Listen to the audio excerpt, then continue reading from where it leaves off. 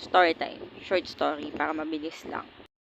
So, yun nga. Bali, nag-ayos kasi ako ng bintana. Nung naayos ko na yung bintana, tapos nagpupulat na ako ng account ko sa PC. Kasi nga, diba naka-work from home ako.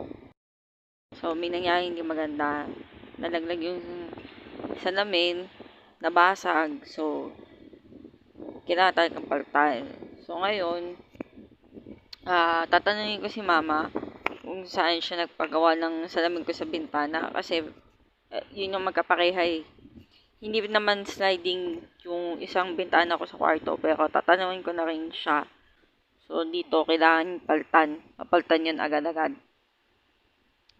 Bali, magsasend lang ako sa kanya ng picture para maayos at mapaayos ko natatapusin yung video ko. Pero, if kinakailangan yun ng picture, sige, magsasend ako. I'll try na mag-send or mag-post. Kasi alam ko malas magtabi ng mga basag-basag na bagay. Yun lang. Thank you. Bye.